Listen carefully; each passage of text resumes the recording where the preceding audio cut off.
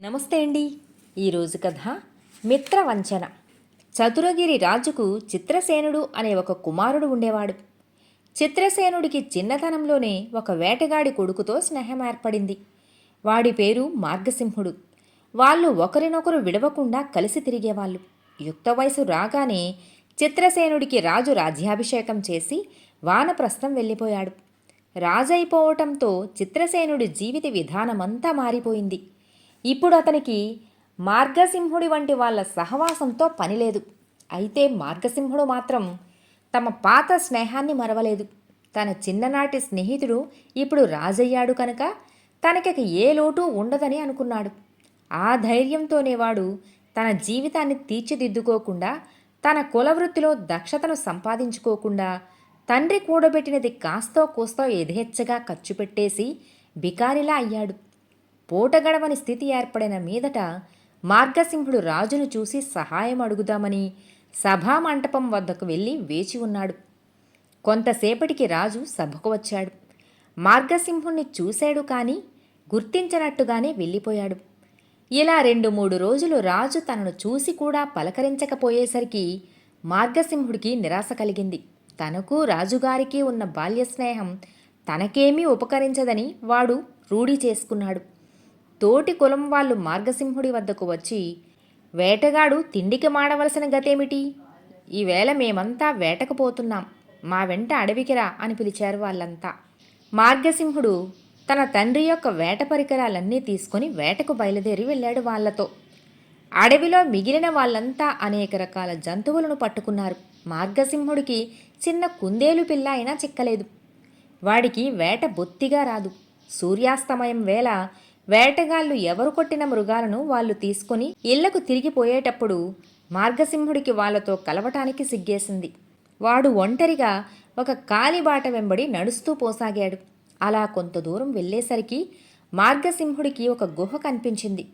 గుహలోకి వాడు తొంగి చూడగా అక్కడ ఒక అందమైన యువతి కూర్చుని ఉంది. ఆమె తొడపైన తలపెట్టుకుని ఒక మునీశ్వరుడు నిద్రపోతున్నాడు.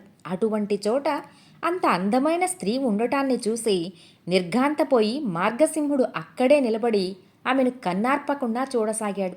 అది గమనించిన ఆమె ముని లేస్తే ప్రమాదమని వెళ్ళిపోమ్మని అతనికి సైగ చేసింది. మార్గసింహుడు భయపడి అక్కడి నుంచి కదిలి నడుస్తూ అంత అందమైన స్త్రీ తన బాల్యమిత్రుడైన చిత్రసేనుడికి భార్యగా ఉండదగినదని, ఈమె సమాచారం అతనికి తెలిపినట్టయితే తమ పూర్వస్నేహం మళ్లీ మొగ్గతొడిగి 10 కాలాల పాటు ఫలితాలనిస్తుందని ఆలోచన చేశాడు. ఆ సమయంలో వాడు తిన్నగా రాజభవనానికి వెళ్ళి రాజుగారికి అతి ముఖ్యమైన రహస్యం ఒకటి చెప్పటానికి వచ్చానని కబురు చేశాడు. వెంటనే రాజుగారి దర్శనం లభించింది. మార్గసింహుణ్ణి చూసి రాజు, మనం కలుసుకుని చాలా కాలమైంది. నిన్ను నేను మరిచాననుకోకు, కానీ రాజరికం అనేది ఒక పంజరం లాంటిది. పూర్వం ఉన్న స్వేచ్ఛ నాకిప్పుడు లేదు. ఇంతకు నీవు చెప్పవచ్చిన ఆ రహస్యమేమిటి అన్నాడు. అరణ్యంలో ఒక గుహలో ఒక అపూర్వ సుందరిని చూశాను. ఆమె దేవకాంత అనుకోవలసిందే గాని మానవకాంత మాత్రం కాదు. ఆమె వెంట ఒక మునీశ్వరుడున్నాడు. ఆ స్త్రీ ఇలాంటి అంతఃపురంలో ఉండదగినది కానీ ముని వద్ద ఆ గుహలో ఉండదగినది కాదు. మునీశ్వరుడు నిద్రలో ఉన్నాడు. ఆమెను ఎత్తుకు రావాలన్న కోరిక ఉంటే అందుకు ఇదే మంచి సమయం అని చెప్పాడు మార్గసింహుడు. ఇది విన్న చిత్రసేనుడికి ఆ స్త్రీని ఎలా అయినా తీసుకురావాలి అన్న బుద్ధి పుట్టింది. అతను వెంటనే మంచి దుస్తులు ధరించి 2 గుర్రాలను తెప్పించి ఒకదాని మీద మార్గసింహుడిని ఎక్కమని అతని వెనుకగా అడవిలో గుహ ఉన్న ప్రాంతానికి వెళ్ళాడు. గుహకు కొంత దూరంలో 2 గుర్రాలు దిగారు. చిత్రసేనుడు తన స్నేహితుడితో, నీవు గుహలోకి తొంగి చూసి మునీశ్వరుడు ఇంకా నిద్రపోతూ ఉన్నాడేమో చూడు. నిద్రపోతుంటే ఆ ముని తల నీ తొడపైకి మార్చుకొని ఆ స్త్రీని నా వద్దకు పంపు. తరువాత నేను వచ్చి మునిని చంపి నిన్ను విడిపిస్తాను అన్నాడు. మార్గసింహుడు గుహలోకి పిల్లిలాగా ప్రవేశించాడు. ముని ఇంకా ఆ స్త్రీ తొడపైన తలపెట్టుకుని అలాగే నిద్రపోతున్నాడు. మార్గసింహుడు ఆ స్త్రీని సమీపించి చెవిలో రహస్యంగా, నిన్ను ఈ ముని బారి నుంచి తప్పించటానికి చిత్రసేన మహారాజు వచ్చాడు. ఆయన నవమన్మధుడు. ఈ ముని తల నా తొడమీదికి మార్చి నువ్వు వెళ్ళి మహారాజును కలుసుకో అని చెప్పాడు.